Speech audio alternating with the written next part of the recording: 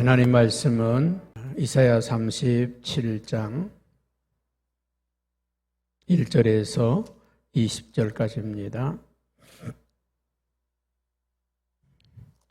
히스기야 왕이 듣고 자기의 옷을 찢고 굵은 베옷을 입고 여호와의 전으로 갔고 왕국 맡은 자 엘리야김과 서기관 셈나와 제사장 중 어른들도 굵은 베옷을 입으니라.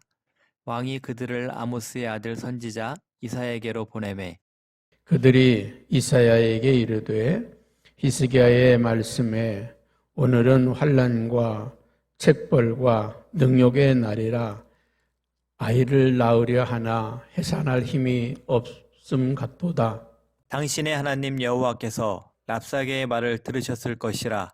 그가 그의 상전 아수르 왕의 보냄을 받고 살아계시는 하나님을 회방하였은즉 당신의 하나님 여호와께서 혹시 그 말로 말미암아 견책하실까 하노라.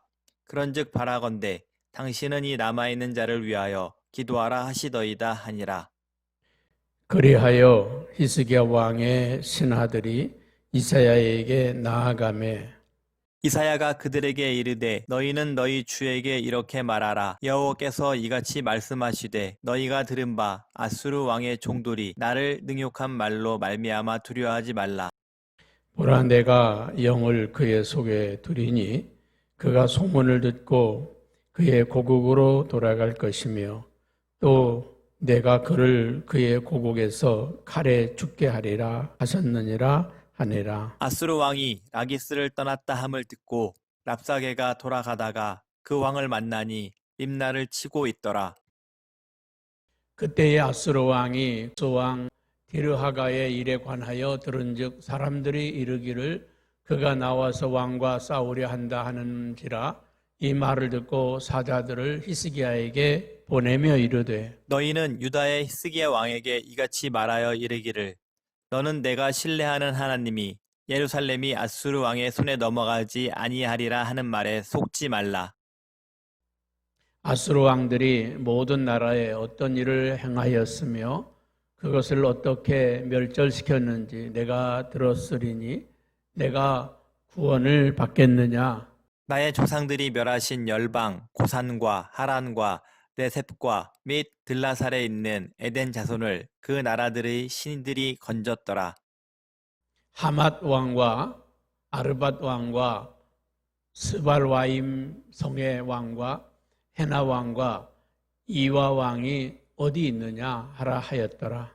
히스기야가 그 사자들의 손에서 글을 받아보고 여호와의 전에 올라가서 그 글을 여호와 앞에 펴놓고 여호와께 기도하여 이르되 그룹 사이에 계신 이스라엘 하나님 만군의 여호와여 주는 천하 만군의 유일하신 하나님이시라. 주께서 천지를 만드셨나이다. 여호와여 귀를 기울여 들으시옵소서.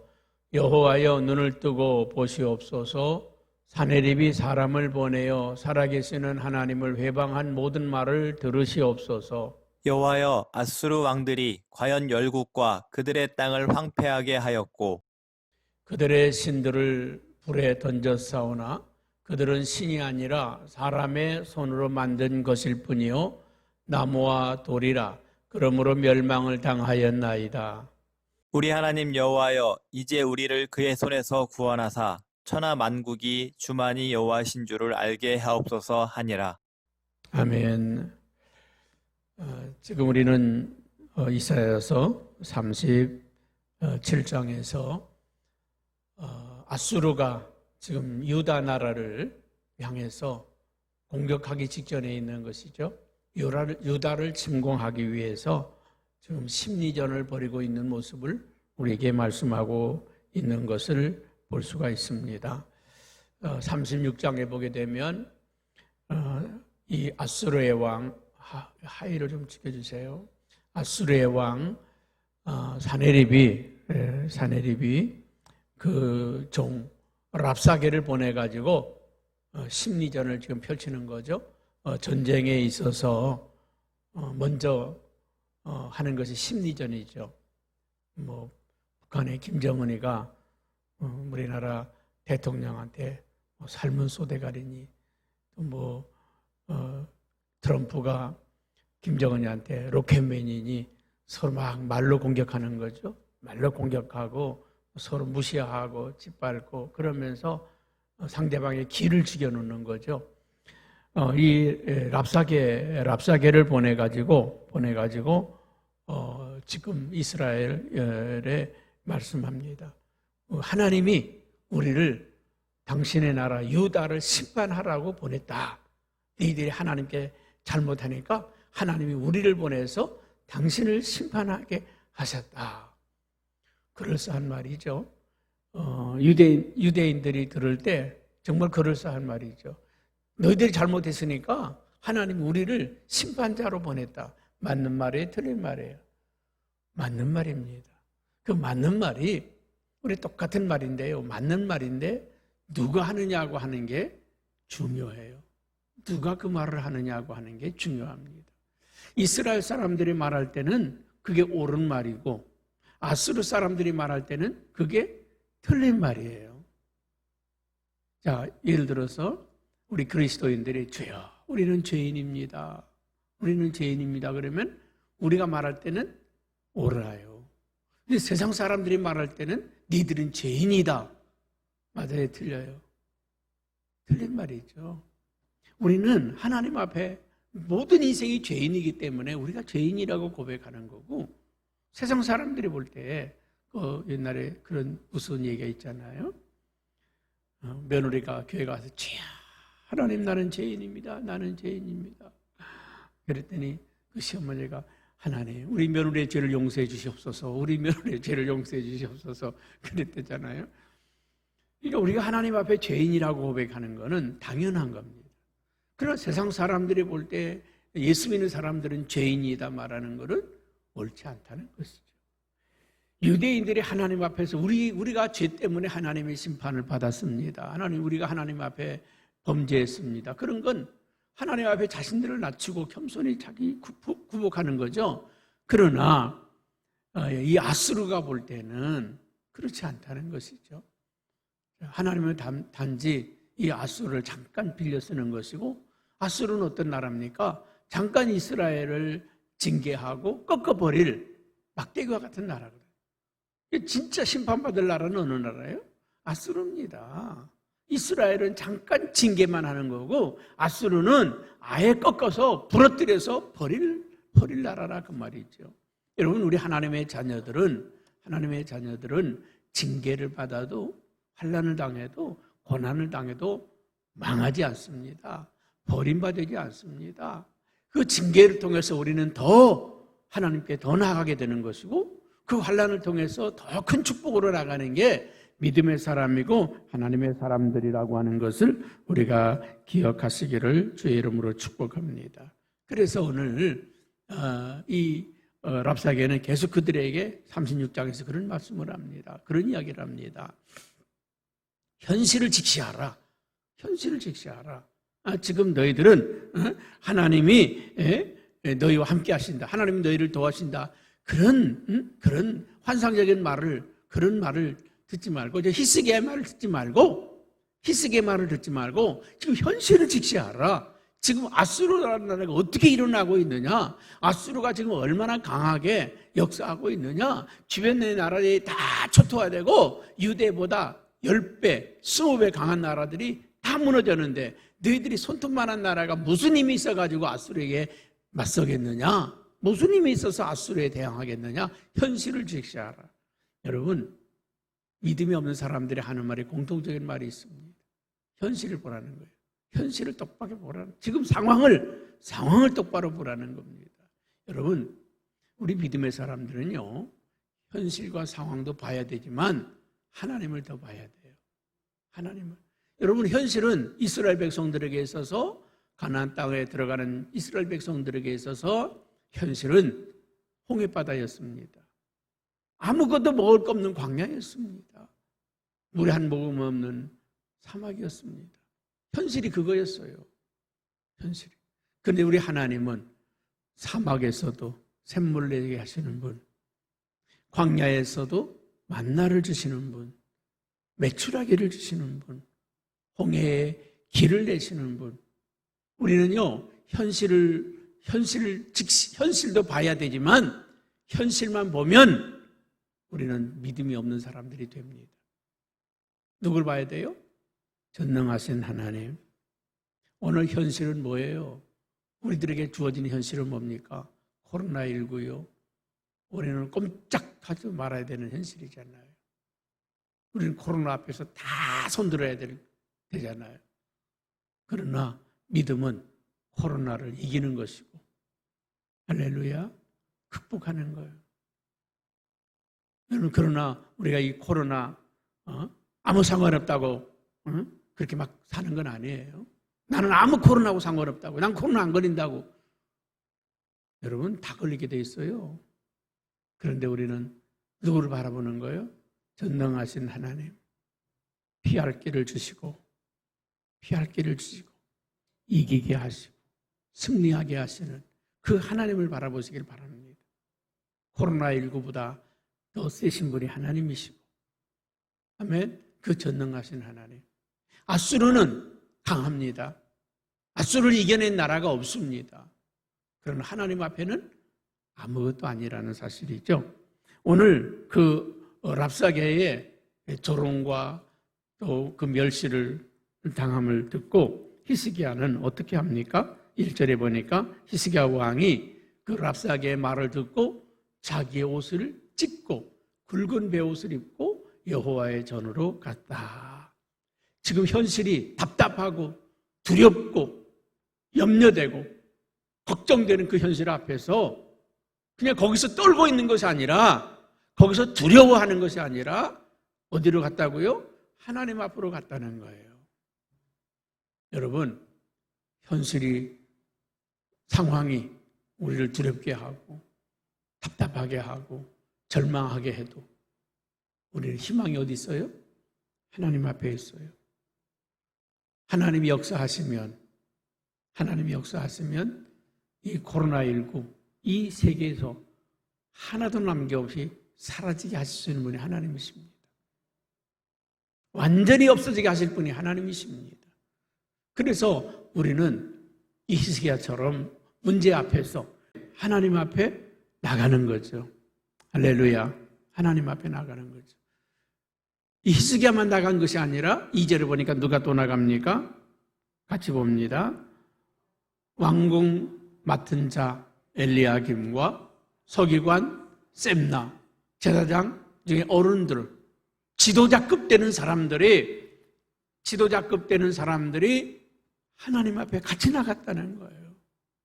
할렐루야. 그리고 그들이 어떻게 했습니까? 아모스와 아들 선지자 이사야에게로 갔다. 무엇을 입고? 베옷을 입고. 이 베옷을 입었다고 하는 것은 회개한다고 말입니다. 하나님 앞에 우리가 잘못했습니다. 회개하는 거예요. 정말 우리가 지도자들은 어떤 지도자들이 좋은 지도자이고 훌륭한 지도자이냐. 그 책임과 잘못을 짊어지는 지도자가 훌륭한 지도자입니다. 훌륭한 지도자예요. 이 책임을 누구에게 돌릴까? 어떻게 여기서 빠져나가 볼까? 어떻게 여기서 모면해 볼까? 어떻게 해서 내가 정말 이 잘못이 우리에게 있지 않다고 하는 것을. 여러분, 지도자는요, 모든 책임이 그에게 있어요. 여러분, 우리 성현교회가 문제가 생기면 그 책임이 누구한테 있어요? 담임 목사에게 있습니다. 나는 100% 그렇게 믿습니다. 이 교회 안에서 교인들이 싸움이 났다, 장로님들이 분열했다, 나는 그 책임이 담임 목사에게 있다고 봐요. 담임 목사에게. 교회 안에 문제가 생기면 담임 목사에게 있어요. 비록 담임 목사가 아무 잘못 안 했어도 어떨 때는요, 속 터질 때도 있어요. 부부 싸움 해놓고도요, 목사 잘못이고, 부부 지들끼리 싸워놓고도 목사 잘못이고, 교인들끼리 다투어도 목사 잘못이고, 교회가 어려워도 목사 잘못이고, 문제가 생겨도 목사 잘못이고, 어떤 데는요, 열뻗칠 때도 있어요. 그런데 그 책임이 누구한테 있어요? 담임 목사에게 있습니다. 담임 목사에게. 이 교회를 잘 치리 못해서, 성도들을 잘 치리 못해서 생기는 거죠. 옛날에 왕들은요, 비가 안 오면은 왕이 죄를 쓰고 기우제를 드리고, 하늘이여 이 불초수생이 잘못해서 이랬습니다. 왕이 깜도 아닌데 왕의 자리에 앉아서 그렇습니다. 그리고 하늘에 죄를 빌었어요. 우리 조상들은 지혜로운 사람들이었습니다. 그 왕들은요, 책임을 백성들에게 돌린 것이 아니라 다 자기들이 그 책임을 받았어요. 그래서 백성들은 왕을 존경하고 따르고 그런 거 아닙니까? 그래서 선한 왕을 만나면 백성들이 평안하다. 선한 왕을 얻기 위해서 백성들은 노력했잖아요. 오늘 히스기야는 지금 이 아수르의 공격 앞에서, 아수르의 위협 앞에서 하나님의 전에 들어가서 회개하고 베옷을 입고 회개하고 자복합니다. 히스기야뿐만 아니라 그 지도자들이 함께 들어갑니다. 그리고 이제 이사야에게, 그 당시에 최고의 선지자인 이사야에게 편지를 보내죠. 3절에 보면 그들이 이사야에게 이르되, 히스기야의 말씀에 왕께서 말씀하는데 오늘은 환난의 날이고 책벌의 날이고 능욕의 날이라. 아이를 낳으려 하나 해산할 힘이 없도다. 정말 우리가 어떻게 여기에서 벗어날 힘이 없다는 거죠. 우리에게는 힘이 없다는 것입니다. 그래서 히스기야에게 부탁하는 게 뭡니까? 4절에 보면 이렇게 말합니다. 당신은 이 남아있는 자를 위하여 기도하라. 당신은 이 남아있는 자를 위하여 기도하라. 기도해 주시기를, 당신이 지금 기도해 주시기를 구하는 거예요. 우리나라 이 코로나19 이것을 겪으면서요, 정말 지도자들이 기독교나 타종교나 모든 종교 지도자들에게 부탁할 일이 뭡니까? 나라가 어려울 때니 기도해달라고. 나라가 어려울 때이니 좀 종교 단체들이 좀 백성들을 인심이 혼란하지 않도록 잘 이끌어달라고.